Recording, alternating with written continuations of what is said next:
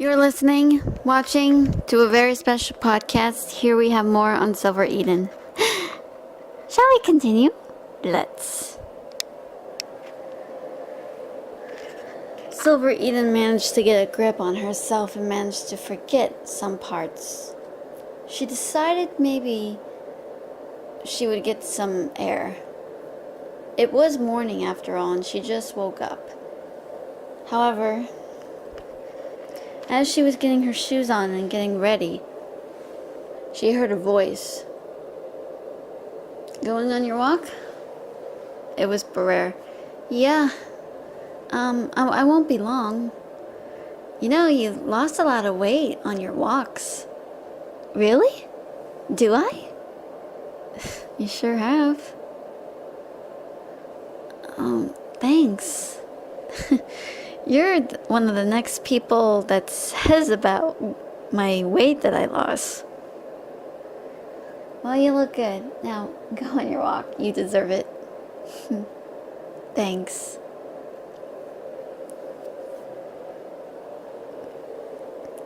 So, Sylver Eden went on her walk.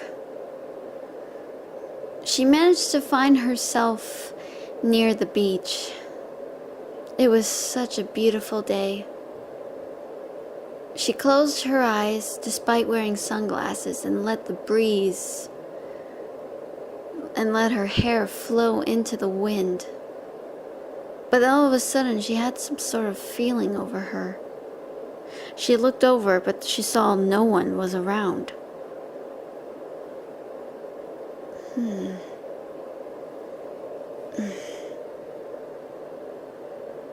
Could it be Ben? She thought.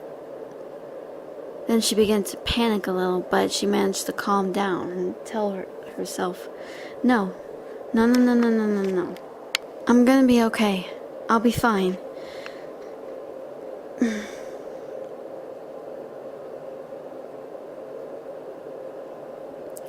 I'll be just fine. Just fine.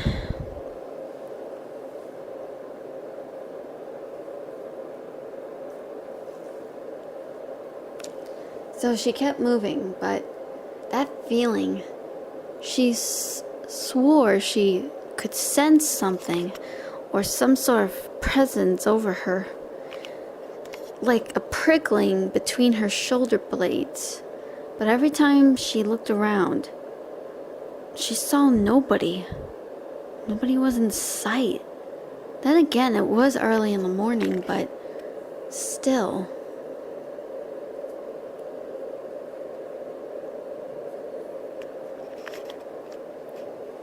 She managed to walk away from the beach, and she managed to, find herself in a different area. And pretty much Sylver was an early bird, so it wasn't a big deal.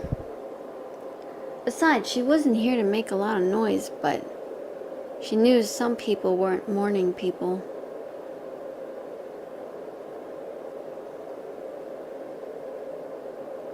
But yet, she found herself in a strange building, or maybe strange area. It looks like an amusement park. Is that really an amusement park? It looks pretty trashed out, she thought. Then all of a sudden, she heard this hypnotic singing. In sleep she sang to me, in dreams she came, that voice which calls to me and speaks my name. And do I dream again? For now I find the angel of Evermore inside my mind. Sing once again, my dear. I know you're there. You sure are so calm in the space you're are in. Why don't you come with me to the life out there?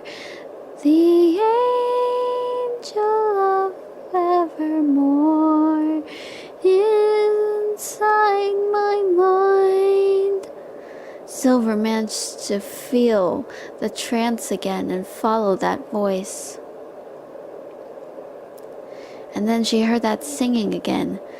When all your fantasies you always knew, that man of mystery we brought in him, and in this labyrinth, when night is blind, the angel is still shining inside my mind. When all your fantasies, it's always known, that girl in mystery we brought in you, and in his labyrinth, when night is blind, the angel of Evermore inside my mind. Sing once again, sing my angel of music, sing once again. Come to me, I am your angel of music. Come to me. Sylver managed to follow that voice, follow that beautiful singing tone. But then, Barer, Yu, Yoichi, and Kimizuki came to her aid, and there was Kureta Haragi, hands bound behind him, and Rosemary was frantic. Sylver was frightened by this sight, as she felt her heart racing. But her heart rate went up even a little bit at the slightest when she thought she saw someone. Ben? Is that Ben? Ben! She thought to herself. She couldn't even say his name because she was afraid Barer would get upset. However, during that time, Sylver was kidnapped by Rosemary and Ophelia, but Barer managed to find her. They eventually came across a theater where Sylver saw that memory onto the screen, and she began screaming, "Turn it off! Turn it off!" That memory was still playing in her head, and all of a sudden she felt overwhelmed. Oh my God. She could feel her heart racing, and all of a sudden everyone comforted her, and Sylver began to yammer on. But Barer and the others managed to comfort her and soothe her fears. However, they discovered Ben was in there, and he was the one that played it. Sylver gasped. They went after him, but Justine managed to knock Ben down. After Ben and Justine had a few exchanges, that monster came along, and Sylver was frightened as she was being led away by the creature. Barer cried out for Sylver. Sylver managed to kick herself away from the monster, and she was frightened by the creature. The creature loomed over at her, and he looked like he was going to strike. However, Sylver said, "Please don't hurt me. If I did something to anger you, I'm sorry. Have mercy." She then cowered in fear. But then when she looked back up, the monster was fleeing. It just dashed in the opposite direction, and Sylver reunited with Barer. But once again, Ophelia had kidnapped her, but Barrere managed to get her back into the Hall of Mirrors. Surrounded by the mirrors, Sylver clutched on to her friend as she heard Barrere was screaming at Ophelia, and everyone got really upset. Sylver managed to crowd herself into Barrere's lap, and as Barrere was screaming at Ophelia, threatening her, saying, "If you dare invade my friends' heads, I will frickin' kill you!" There was a force of power, and all of a sudden, Sylver looked like she was being dragged away as she screamed for Barrere's name. "Bree! Bree!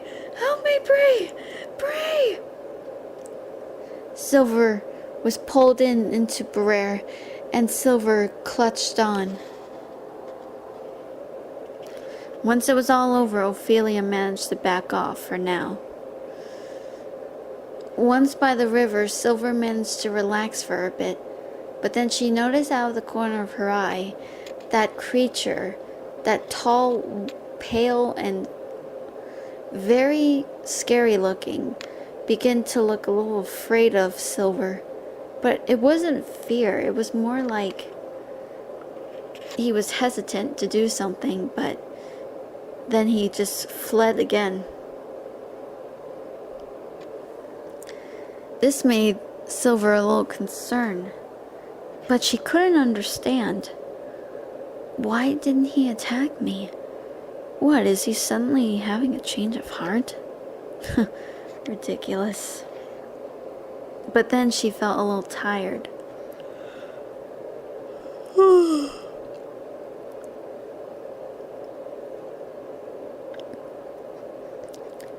So they managed to head back, but all 5 of them were tired. After Barrere and Justine were talking for a bit, Sylver went up and decided to get some rest. Sylver then brushed her teeth, and then she managed to wash up for a bit, washed her hands, and also she managed to get into something comfy. And then she went under the covers, she said her prayers, and then she went to sleep. Her head felt really hazy, but she managed to get a really good night's rest. Well, that's it for now. Sorry guys, but I'm starting to feel tired. I never say anything about if it's daytime or nighttime because with these podcasts I never really mention that much. But I'm feeling a little tired and yeah. Yeah, well, if it's daytime, I'm gonna say good morning to you guys. But if it's nighttime, wherever you are, well then, good night, you guys. See ya next time. I'm Catherine Donovan. See you later. Bye.